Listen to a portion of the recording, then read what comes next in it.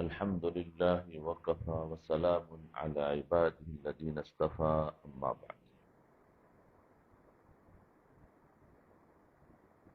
میرے محترم ماؤں بہنوں اور بیٹیوں،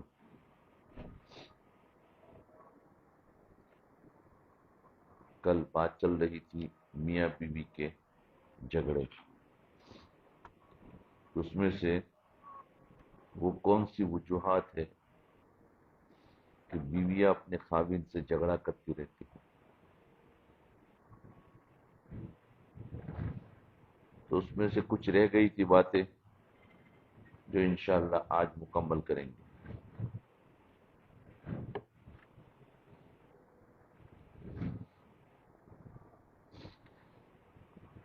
ایک یہ ہے کہ بیوی جو ہے خاوند کے ساتھ ضد بازی نہ کرے. یہ بھی ذہن میں رکھے کہ تابع فرمان عورتیں بالآخر اپنے خاوند کو اپنا تابع بنا لیتی ہیں. وہ عورتیں جو خاوند کی مرضی کو پورا کرنے میں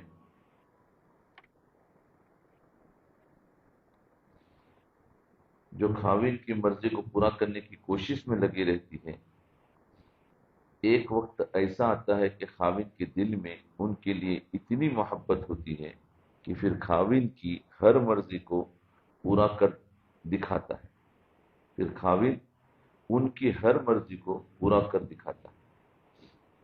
فرما برداری، خدمت گزاری وہ اچھی صفات ہے کہ جن کی وجہ سے عورت اپنے خاوند کے دل کی ملکہ بن سکتی ہے. اس میں جو رکاوٹ بنتی ہے وہ انانیت ہے، ضد بازی ہے. ساری دنیا سے ضد کر لو، اتنا نقصان نہیں پہنچے گا جتنا خاوند کے ساتھ ضد بازی کا نقصان ہوتا.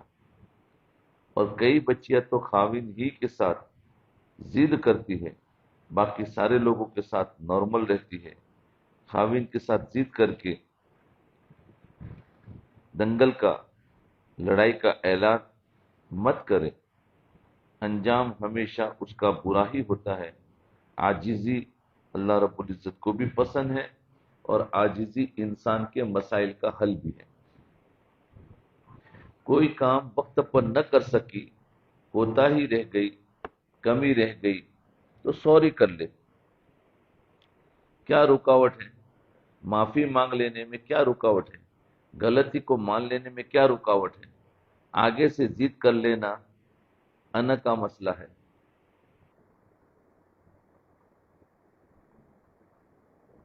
جی، آگے سے ضد کر لینا، یہ انا کا مسئلہ بنا لینا، جھگڑا کر بیٹھنا، بحث کر بیٹھنا، یہ چیز انسان کے لیے پریشانیوں کا سبب بنتی ہے. جب خاوند غصے میں ہو تو کبھی بھی اس کے سامنے لاجک دلیل مت دیں. کبھی بھی غصے میں آئے ہوئے خاوند کو تانا مت دیں. یہ تو آگ کے اوپر تیل ڈالنے والی بات ہے، بلکہ پیٹرول ڈالنے والی بات ہے. شیطان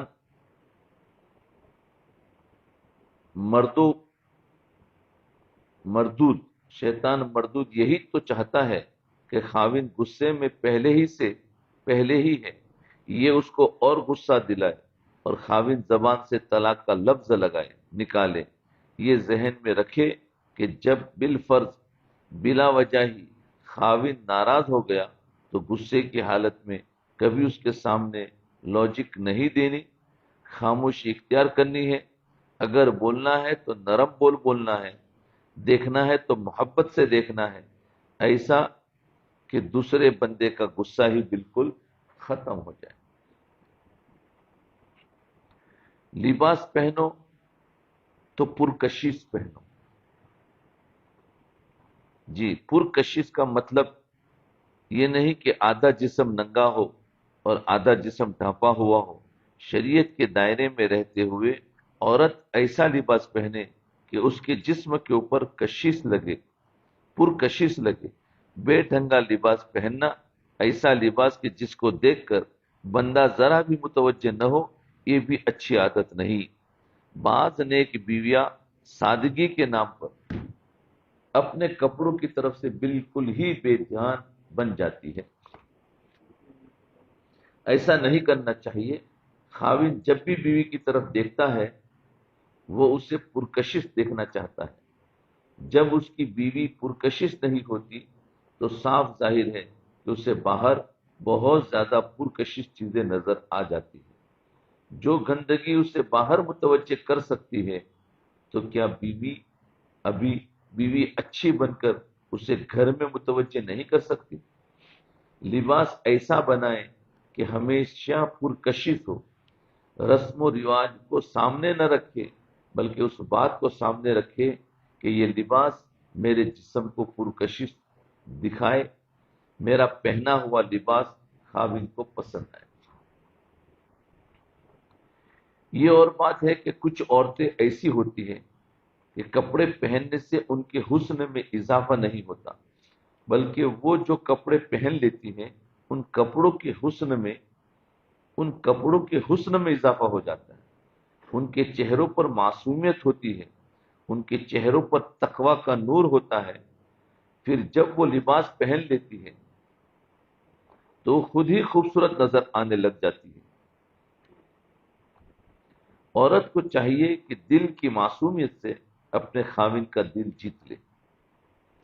یہ دل کی معصومیت ہر خاوند کو اچھی لگتی ہے، اور جب خاوند کا دل یہ سمجھتا ہے کہ میری بیوی دل سے بہت معصوم ہے، انتہا درجے کی مخلص ہے، تو اس بیوی کو وہ ہمیشہ اپنی آنکھوں کی پتلی بنا کر رکھتا ہے۔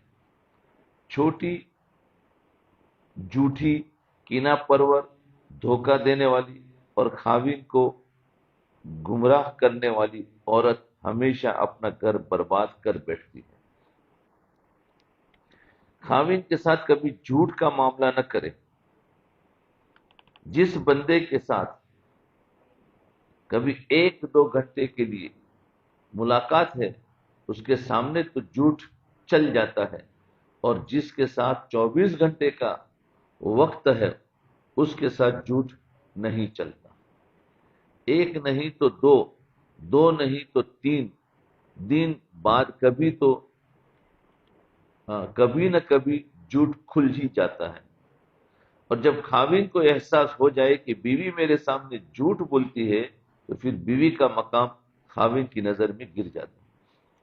اس لیے جھوٹ بولنا، خاوند کے بارے میں دل میں نفرت اور کینہ رکھنا، یہ عورت کی غلطیوں میں سے ایک بڑی غلطی ہوتی ہے۔ بلکہ جتنی نیک نیت آپ ہوگی اس کا اثر آپ کے خاوند کے دل پر پڑے گا۔ دل کو دل سے راہ ہوتی ہے، یہ ہمیشہ ذہن میں رکھنا کہ دل کو دل سے راہ ہو جاتی ہے۔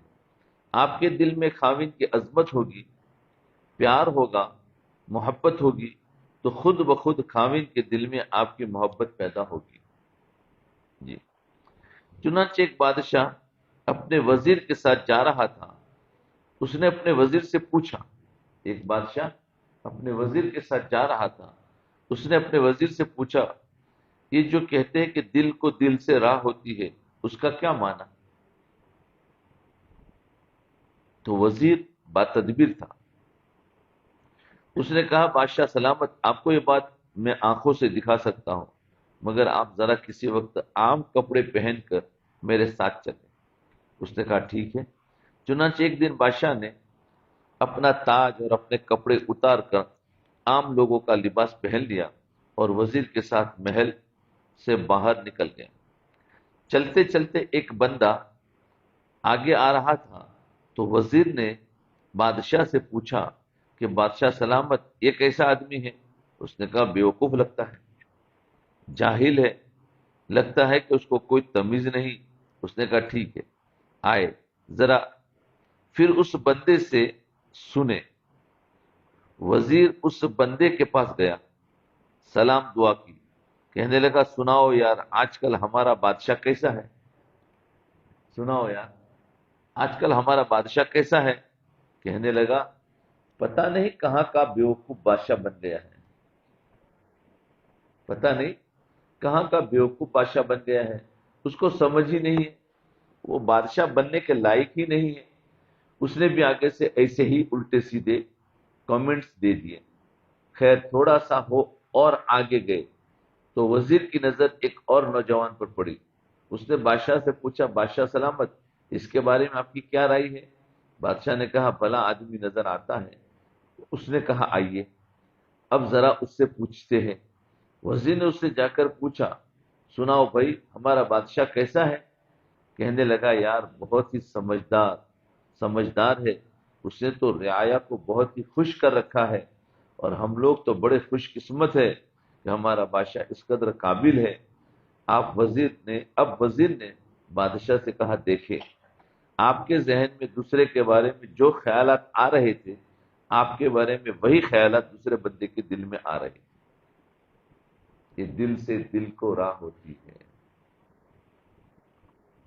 اسے کہتے ہیں دل کو دل سے راہ ہوتی ہے۔ یعنی ہم جب دوسروں کو اچھا سمجھیں گے تو ظاہر بات ہے اس کے دل میں بھی اپنی اچھائیاں ہوگی، یہ آٹومیٹک ہوگا۔ تو ہم کسی کو بھی برا نہیں سمجھیں گے تو کوئی بھی ہمیں برا نہیں سمجھے گا۔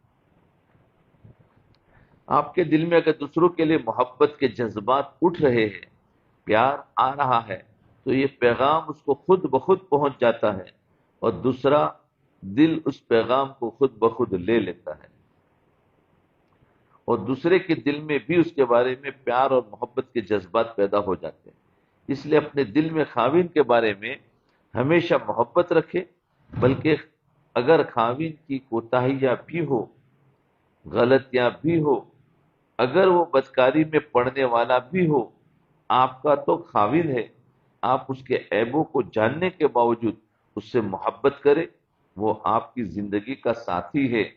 دوستوں نے، ماحول نے، حالات نے اس کو بگاڑ دیا ہے، اب آپ کی محبت اس کو نیکی کی طرف لے آئے گی، اور آپ کے جھگڑے اس کو اور زیادہ دور برا بنا دیں گے۔ اس لیے عورت کو چاہیے کہ خاوند کی بد کرداری کے باوجود اور اس کی غلطیوں کے باوجود اپنے دل میں اس کے ساتھ محبت رکھے۔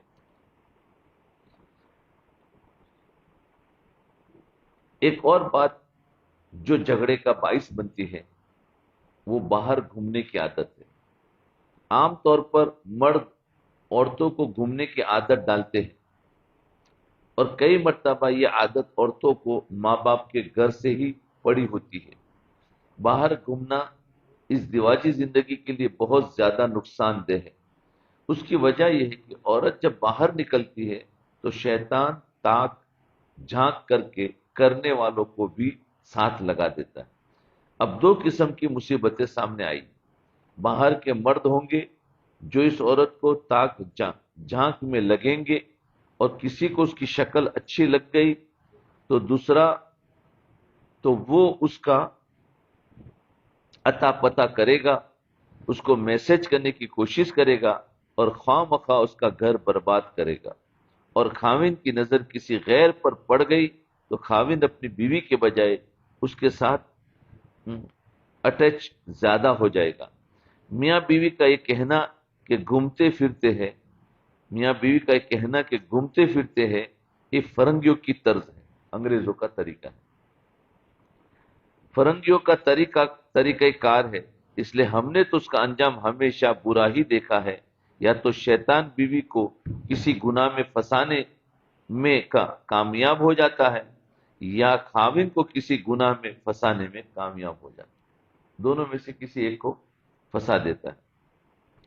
اس لیے پبلک مقامات پر گھومنے کی عادت ڈالنا عام طور پر جھگڑوں کا سبب بنتا ہے۔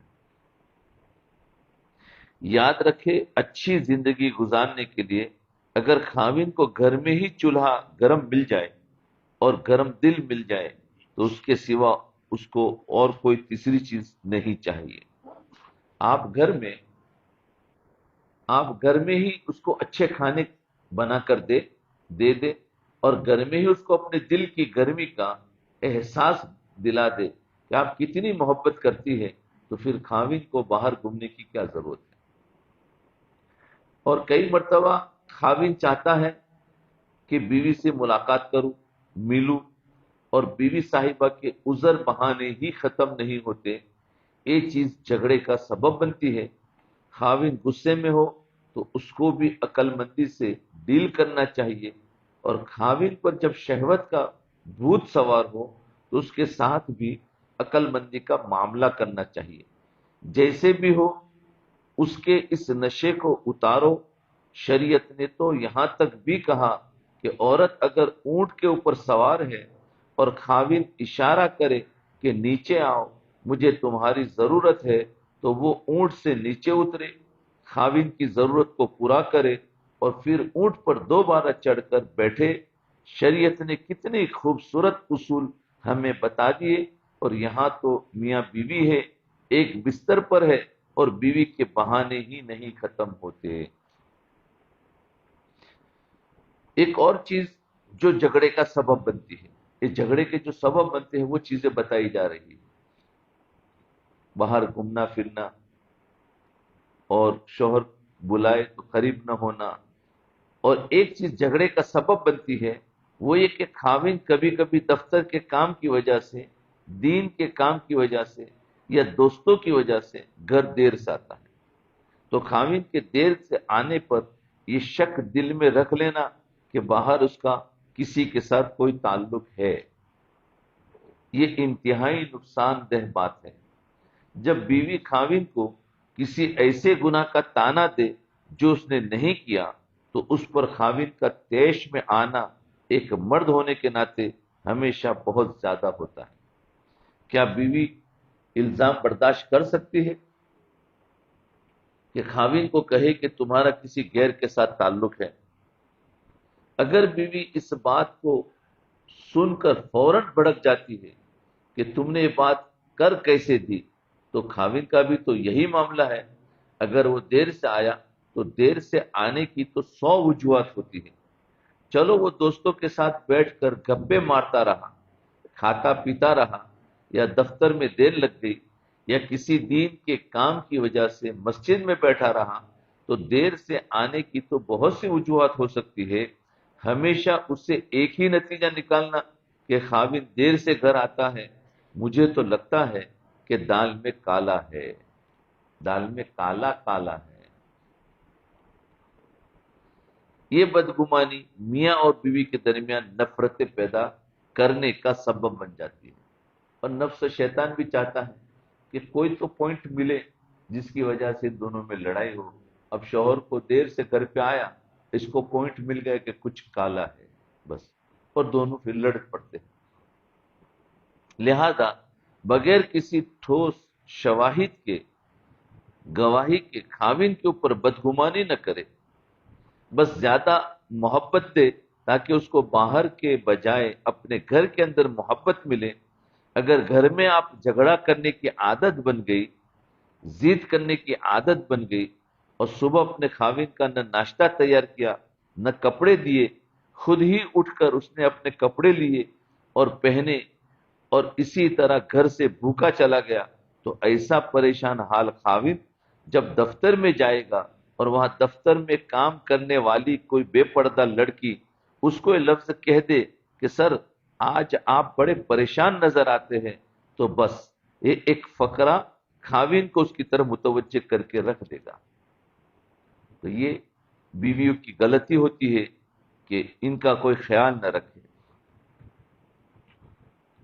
تو بس یہ ایک فقرہ اس کو اس کی طرف متوجہ کر کے رکھ دے گا، پھر دفتر میں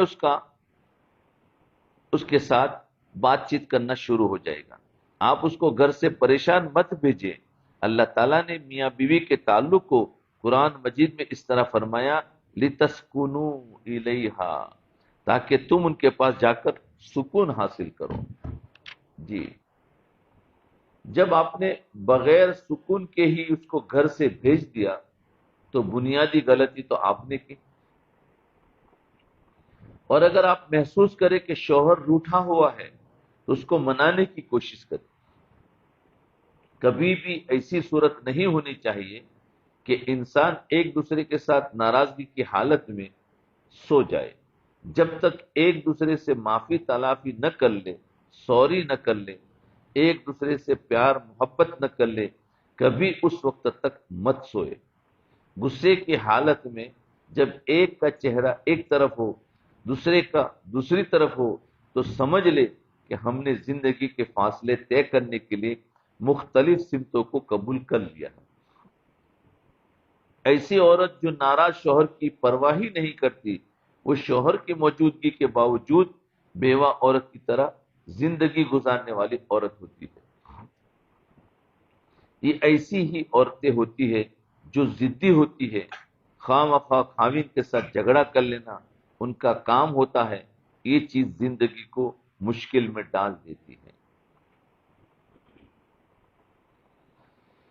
اور کبھی کبھی جھگڑے کا سبب یہ بات بھی بنتی ہے کہ خاوند برا ہوتا ہے مگر بیوی اس کی برائی کا ڈنڈورا پیٹنا شروع کر دیتی ہے۔ میں کہ بھی فون کر کے اپنی امی کو بتاتی ہے کہ کس مصیبت میں آپ نے مجھے ڈال دیا۔ سہیلیوں کو بھی فون کر کے بتاتی ہے کہ میں تو مصیبت میں پڑ گئی۔ بچوں کے سامنے بھی باپ کی برائی کرتی ہے، اس کے منہ کے سامنے بھی اس کو برا کہتی ہے۔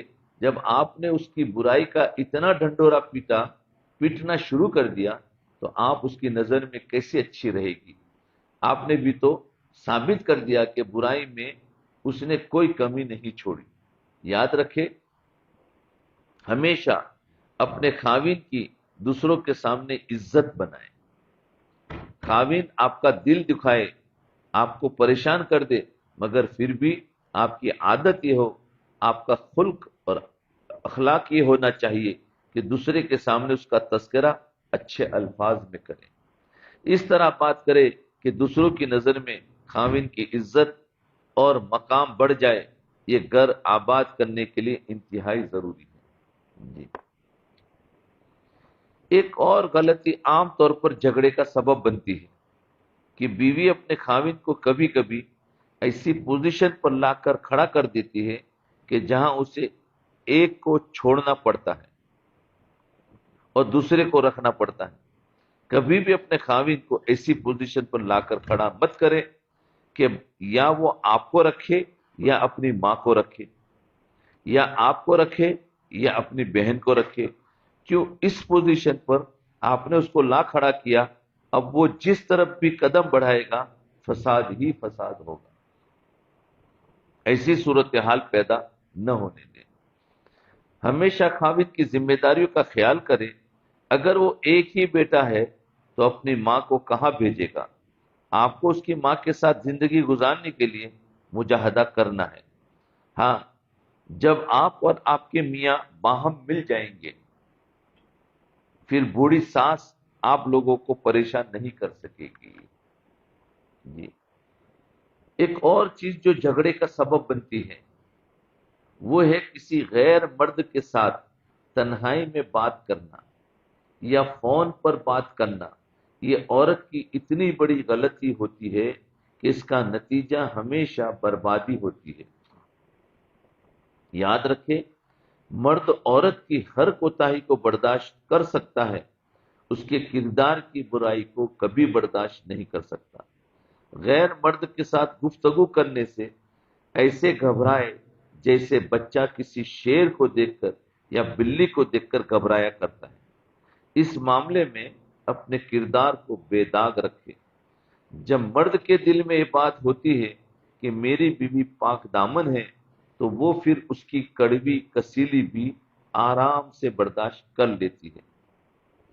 آپ نے دیکھا نہیں کہ کتنی خوبصورت لڑکیوں کو طلاقیں ہو جاتی ہے؟ خوبصورت لڑکیوں کو طلاقیں ہو جاتی ہے، ان کا سبب یہی مصیبت بنتی ہے۔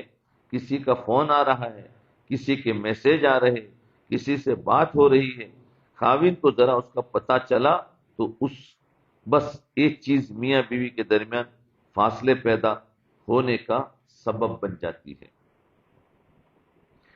اس لیے خاوند کی اجازت کے بغیر کوئی کام بھی نہ کیا کرے اور خاوند کی اجازت کے بغیر گھر سے بھی نہ نکلا کرے۔ حدیث پاک میں آتا ہے، جو بیوی اپنے خاوند کی اجازت کے بغیر گھر سے باہر نکلتی ہے، جب تک لوٹ کر نہیں آتی یا جب تک خاوند اس سے راضی نہیں ہو جاتا تو اللہ تعالیٰ کی ناراضگی میں رہتی ہے۔ بغیر اجازت کے جائے گی تو جو بیوی اپنے خاوند کی اجازت کے بغیر گھر سے باہر نکلتی ہے اللہ تعالیٰ اس عورت کی نمازوں کو بھی قبول نہیں فرماتے۔ اور اسی طرح حدیث پاک میں غلام کے بارے میں بھی یہی آیا ہے کہ اگر کوئی غلام اپنے گھر سے بھاگ جائے تو جب تک اپنے مالک کے پاس واپس نہ لوٹے اللہ اس کی نمازوں کو قبول نہیں فرماتے۔ حقیقت حال کو سمجھ کر دینی زندگی گزارے گی تو انشاءاللہ یہ جھگڑے ہی ختم ہو جائیں گے۔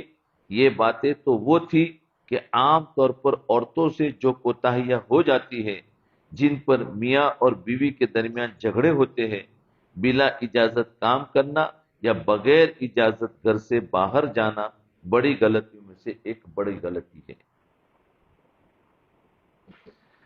اب ایک حدیث مبارکہ سن لیجئے۔ نبی اکرم صلی اللہ علیہ وسلم کے مبارک زمانے میں ایک میاں بیوی اوپر کی منزل پر رہتے تھے اور نیچے کی منزل پر بیوی کے ماں باپ رہتے تھے۔ خاوند کہیں سفر پر گیا، اس نے بیوی کو کہہ دیا کہ تمہارے پاس ضرورت کی ہر چیز موجود ہے، تم نے نیچے نہیں اترنا۔ جی، چنانچہ ایک کہہ کر خاوند چلا گیا۔ اللہ کی شان دیکھے کہ بیوی کے والد بیمار ہو گئے۔ وہ صحابیہ عورت اس بات کو سمجھتی تھی کہ خاوند کی اجازت کی شریعت میں بہت زیادہ اہمیت ہے۔ اب یہ نہیں کہ اس نے سنا کہ والد بیمار ہے تو نیچے آ گئی، نہیں، اس نے اپنے خاوند کی بات کی قدر کی اور نبی الاسلام کی خدمت میں پیغام بھیجوایا۔ نیچے ہی والد ہے لیکن کیا اجازت کے لیے نبی الاسلام کے پاس پیغام بھیجوایا کہ میرے خاوند نے مجھے گھر سے نکلتے ہوئے منع کر دیا تھا، اس سے رابطہ بھی ممکن نہیں تھا۔ اس زمانے میں کوئی سیل فون بھی نہیں ہوتے تھے کہ دوبارہ پوچھ لیا جائے اے اللہ کے نبی کیا اب مجھے نیچے جانا چاہیے؟ نبی الاسلام نے فرمایا کہ نہیں، آپ کے خاوند نے چونکہ آپ کو منع کر دیا تھا تو آپ نیچے نہ آئے، اسی طرح۔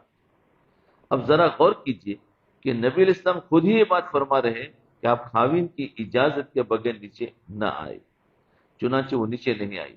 اللہ کی شان کہ اس کے والد کی طبیعت زیادہ خراب ہوگی، حتیٰ کہ والد کی وفات ہوگی۔ جب والد کی وفات ہوگی تو صحابیہ نے پھر پیغام بھیجوایا، اے اللہ کے نبی میرے والد دنیا سے چلے گئے، میرے لیے کتنا بڑا صدمہ ہے، کیا میں اپنے باپ کا چہرہ آخری مرتبہ دیکھ سکتی ہوں؟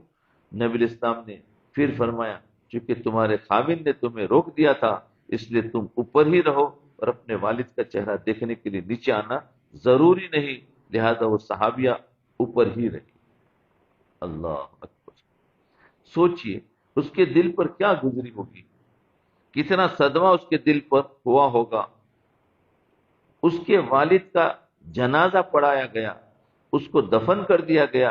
نبی علیہ السلام نے اس بیٹی کی طرف پیغام بھیجا کہ اللہ رب العزت نے تمہارا اپنے خاوند کا لحاظ کرنے کی وجہ سے تمہارے باپ کے سب گناہ کو معاف فرما دیا۔